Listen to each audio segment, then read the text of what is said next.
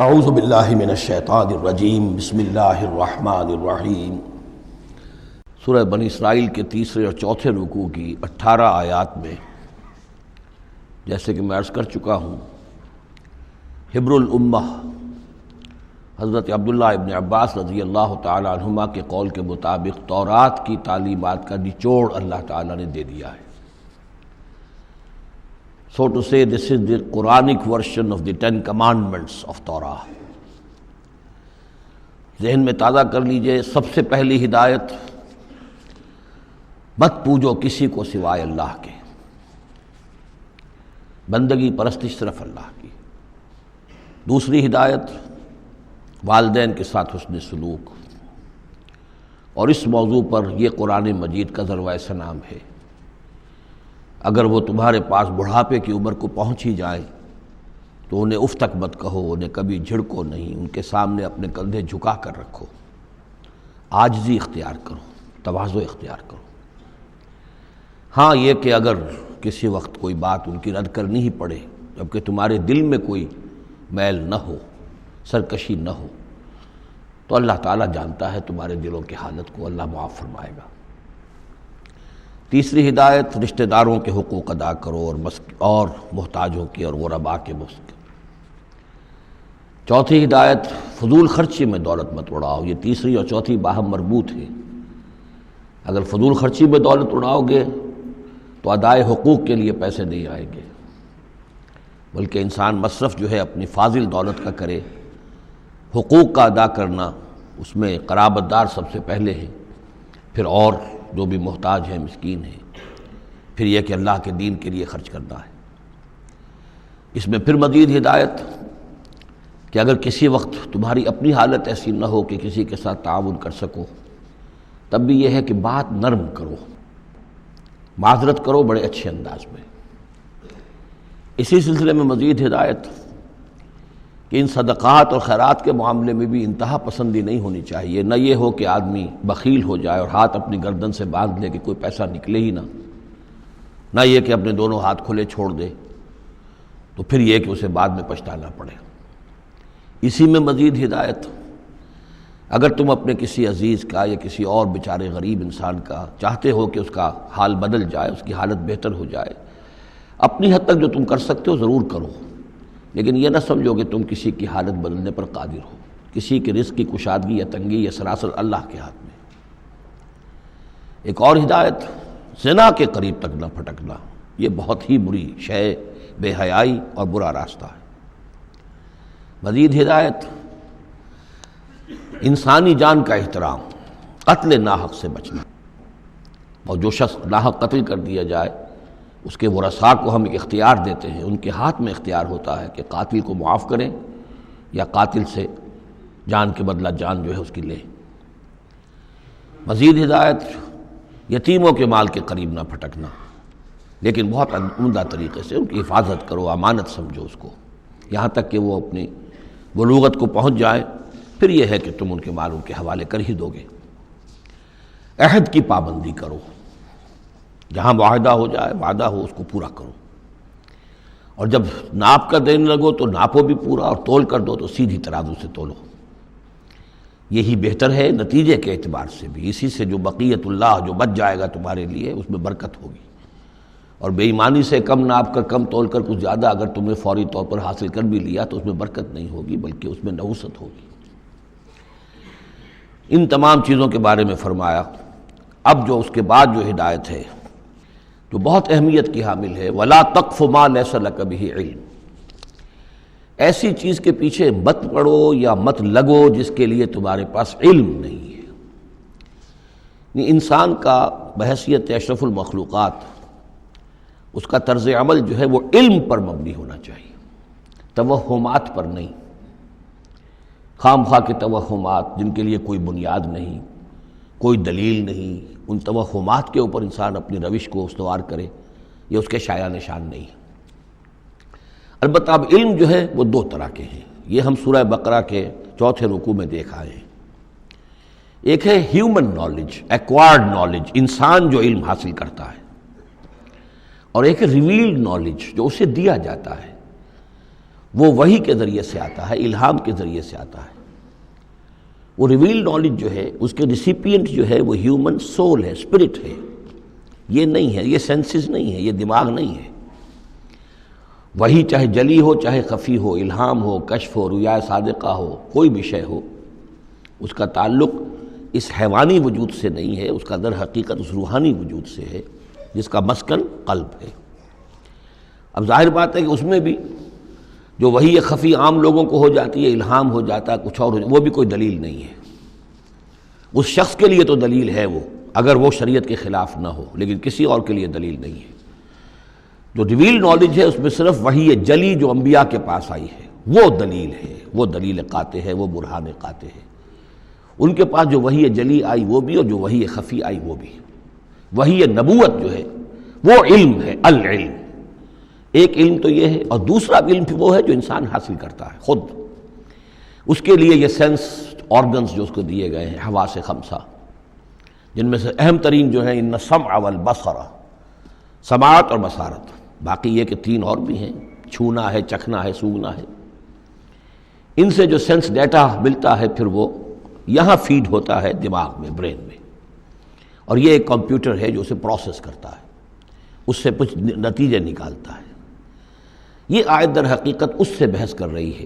انسانی علم کے لیے اللہ تعالیٰ نے جو انسان کو ایپریٹس دیا ہے، جو آرگنز دیے ہیں، وہ ہے ان السمع والبصر والفؤاد کل اولئک کان عنہ مسئولا۔ وہ سماعت ہے، بصارت ہے اور عقل ہے۔ یہ فؤاد کا ترجمہ میں نے عرض کیا تھا، عام طور پر دل کیا گیا ہے، حالانکہ کوئی اس کے لیے جو لغوی کوئی بنیاد موجود نہیں ہے کہ کون سا لفظ ہے، کون سا اس کا مادہ ہے۔ اس کا مادہ وہی ہے جس سے لفظ فائدہ نکلا ہے، اور آپ نے دیکھا ہوگا پرانے زمانے کتابوں میں کچھ لکھا پھر فے لکھ دیتے ہیں، فے فائدہ، یعنی اس بات سے یہ نتیجہ نکلتا ہے، پھر فے یہ نتیجہ نکلتا ہے، تو فائدہ نتیجہ ہے۔ اسی طرح فعید کہتے ہیں عربی زبان میں اس شے کو، جیسے سبزی ہے بہت سی، آپ نے اس کو ابال لیا اور بھون دیا تو اس میں پانی وانی نکل جاتا ہے، بجھ کر رہ جاتی، تھوڑی سی ہو جاتی، بھجیا ہم کہتے ہیں اس کے، بھجیا بن گئی ہے۔ گوشت کا بھی یہ ہے کہ جب آپ اس کو سینکتے ہیں پانی وغیرہ نکل جاتا ہے، مختصر ہو جاتا ہے تو اس کا خلاصہ نکلتا ہے۔ تو سینس ڈیٹا سے جو خلاصہ نکالتا ہے پھر یہ برین کمپیوٹر، یہ ہے در حقیقت فؤاد۔ اس سے فائدہ حاصل کرنا، اس سے نتیجہ نکالا، اس سے انفر کرنا، اور اس سے انفر کر کے پھر جو بھی پاسٹ میموری موجود ہے، سٹورڈ ہے اس کے اندر، اس کے ساتھ اس کو پھر وہ کمپیئر کرتا ہے، پھر کوئی نیا نتیجہ نکلتا ہے تو اب سٹور کر لیتا ہے کہ ایک بات اور مجھے معلوم ہو گئی۔ اور یہ اس طریقے سے رفتہ رفتہ انسانی علم بڑھتے بڑھتے کہاں تک پہنچ گیا ہے، عقلیں دنگ ہیں، کہاں تک پہنچ گیا۔ آج کسی ایک انسان کے لیے ممکن ہی نہیں رہا ہے کہ وہ پورا جو معلومات کا دائرہ اس وقت ہے تمام سائنسز کے اندر ان کا احاطہ کر سکے، ناممکن۔ کسی فزسسٹ کے لیے یہ ممکن نہیں ہے کہ صرف فزکس کے دائرے کی تمام معلومات کو وہ اپنے ذہن میں جمع کر سکے۔ اتنا بڑا ایکسپلوژن ہے معلومات کا، وہ سب اسی سے ہے۔ ان السمع والبصر والفؤاد کل اولئک کان عنہ مسئولا۔ ان چیزوں کی مسئولیت ہے، اللہ نے یہ چیزیں تمہیں دی ہیں، اب ان کو تو بند کر کے رکھ چھوڑو، توہمات کے اوپر اپنا بنیاد رکھ لو۔ زلزلہ کیسے آتا ہے؟ ایک گائے ہے، گائے کے دو سینگوں پر یا بیل کے دو سینگوں پر زمین کھڑی ہے، وہ ایک سینگ کے اوپر وہ ٹکا لیتا ہے، پھر جب ذرا وہ تھک جاتا ہے تو وہ بدلتا ہے تو دوسرے سینگ کے اوپر زمین کو لاتا ہے تو زلزلہ آ جاتا ہے۔ اس کے لیے کوئی دلیل یا تو ہونی چاہیے کتاب اللہ اور سنت رسول سے، وہ دلیل ہے، اور یا پھر دلیل ہوگی اس ذریعہ علم سے، جو ہیومن نالج ہے، اس سے جو علم حاصل ہو رہا ہے وہ قطعی ہے، وہ یقینی ہے، وہ ویریفائیبل ہے، وہ ایکسپیریمنٹیشن سے حاصل ہو رہا ہے، آبزرویشن سے حاصل ہو رہا ہے، پھر جو نتائج آپ نکالتے ہیں انہیں ویریفائی کر سکتے ہیں۔ تو یہ ہے اصل میں وہ آیت کہ جو انتہائی اہم ہے۔ قرآن مجید نے نوع انسانی کو اس راستے پر ڈالا ہے کہ توہمات کے تمام ذخیرہ کو رد کر کے اور علم پر اپنے موقف کو قائم کرو۔ اس کو کہا گیا ہے، اس کو جان لیجئے کہ اصل میں اس سے پہلے جو فلسفہ تھا، ارسطو کا فلسفہ، اس کا ڈنکا بج رہا تھا پوری دنیا میں، عالم اسلام میں بھی بہت عرصے تک ارسطو کا یہ ڈنکا بجتا رہا ہے، اب جا کر کہیں بمشکل ان چیزوں کی گرفت ڈھیلی پڑی ہے۔ وہ ہے استخراجی منطق۔ معلومات کا دائرہ بہت کم تھا، جو بھی معلومات تھی اس میں سے وہ نکالتے جا رہے ہیں، نتیجے نکال رہے ہیں، اسی میں سے وہ بال کے کھال اتار اتار کر استخراجی ڈیڈکٹیو لاجک. قرآن نے آ کر انڈکشن، منطقی استقرائی کا دور شروع کیا. کھول آنکھ، زمین دیکھ، فلک دیکھ، فضا دیکھ، آبزرو کرو. افلا ينظرون الى الابل كيف خلقت والى السماء كيف رفعت والى الجبال كيف نصبت والى الارض كيف سطحت. دیکھو زمین کو، آسمان کو دیکھو. یہ تمام فینومینا آف نیچر اللہ کی نشانیاں، آیات ہیں. یہ تقدس عطا کیا ان کو، یہ اللہ کی آیات ہیں، اللہ کی نشانیاں. اور قوانین طبیعہ اللہ تعالیٰ کے، ٹھیک ہے اس معنی میں تو ہم مانتے ہیں کہ اللہ جب چاہے ان کو توڑ دے، لیکن روز روز تو وہ ٹوٹتے نہیں ہیں. اتنے محکم قوانین ہیں یہ. اگر یہ محکم قوانین نہ ہوتی، سائنس پاسبل ہی نہ ہوتی، ٹیکنالوجی ممکن ہی نہ ہوتی. کبھی کوئی قانون ہو جاتا حرکت کا، کبھی قانون حرکت کا بدل جاتا، تو پھر کیسے کوئی آپ مشین بناتے، کیسے کوئی آپ کوئی آپ کی کوئی ٹیکنالوجی ممکن نہیں تھی. These laws of nature, physical laws, وہ بہت مضبوط ہے، اللہ کے بنائے ہوئے. ہاں اللہ سے بالا تر نہیں ہے. یہ نہیں ہے کہ اللہ بھی پابند ہو گیا انہی کا. ظاہر بات ہے کہ سمندر ایک ہی دفعہ پھٹا ہے حضرت موسیٰ علیہ السلام کے لیے معجزے کے طور پر. روز روز تو نہیں پھٹتا سمندر. آگ نے ایک ہی مرتبہ جلانے سے انکار کیا ہے حضرت ابراہیم علیہ السلام کو، باقی روز روز تو نہیں. تو یہ چیزیں شاذ ہوتی ہیں، لیکن یہ معجزے کو ہم مانتے ہیں. اللہ تعالیٰ جب چاہے اپنے قوانین کو توڑ دے، لیکن یہ قوانین روز روز نہیں ٹوٹتے. یہ قوانین جو ہے مستقل ہے، دائم ہے، اور انہی کے ذریعے سے یہ پاسبل ہے سائنس. تو در حقیقت علامہ اقبال کا ایک بہت اہم نظریہ ہے جس کی طرف میں توجہ دلانا چاہتا ہوں. انہوں نے اپنے خطبات میں یہ بات کہی ہے، The inner core of the present Western civilization is Quranic. اس موجودہ مغربی تہذیب کی بھی جو انر کور ہے، اس کا جو خالص اندرونی جو اس کا محور ہے، وہ خالص قرآنی ہے، کیونکہ یہ سائنس پر قائم ہے. اور قرآن نے جو ہے اسی طرف توجہ دلائی ہے. توہمات کو ایک طرف رکھو، یہ سب آکلٹ سائنسز وغیرہ جو ہیں ان سے بھی ہمارے ہاں بڑی سخت جو ہے اسے بیزاری کا اظہار ہے. یہ نجومی بیٹھے ہوئے ہیں، یہ لکیریں دیکھی جا رہی ہے، یہ سائنس آف نمبرز ہے. آکلٹ سائنس قطر نہیں، یہ سائنسز نہیں ہے. کوئی توجہ مت کرو. ولا تقف ما لیس لک بہ علم. اور العلم علمان، علم دو ہی طرح کا ہے. یا پھر وہ صحیح جو اللہ نے جو اپریٹس دیا تھا حضرت آدم علیہ السلام کے اندر ودیت کر دیا تھا، علم الاسماء، اسی کے ذریعے سے ایکسفولیشن ہو رہی ہے اس اپریٹس کے ذریعے سے، اور علم پھیلتا چلا جا رہا ہے. یا وہ علم ہے اور یا پھر وہ علم ہے. فَإِمَّا يَأْتِيَنَّكُم مِّنِّي هُدًى فَمَن تَبِعَ هُدَايَ فَلَا خَوْفٌ عَلَيْهِمْ وَلَا هُمْ يَحْزَنُونَ. یورپ کی تباہی کا سبب یہ ہوا کہ اس نے دوسرے علم سے نگاہیں بند کر لی، وہی کے اپنا سلسلہ توڑ لیا، صرف اس علم کے اوپر رہ گیا. تو یہ گویا کہ دو آنکھوں میں سے اللہ نے جو دی تھی انسان کو، ایک یہ ایکوائرڈ نالج کی آنکھ اور ایک ریویل نالج کی آنکھ. وہ ریویل نالج کی آنکھ بند کر لی، اس سے اس نے دجالیت کی شکل اختیار کر لی ہے.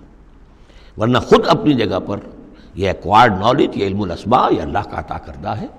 اس میں فی نفسہ ہی کوئی خرابی نہیں ہے. صرف یہ کہ دوسری طرف سے بے توجہ ہو گئی، اس نے اس کے اندر جو نتیجے کے اعتبار سے خرابی پیدا کر دی. وَلَا تَقْفُ مَا لَيْسَ لَكَ بِهِ عِلْمٌ إِنَّ السَّمْعَ وَالْبَصَرَ وَالْفُؤَادَ كُلُّ أُولَٰئِكَ كَانَ عَنْهُ مَسْئُولًا. صدق اللہ العظیم.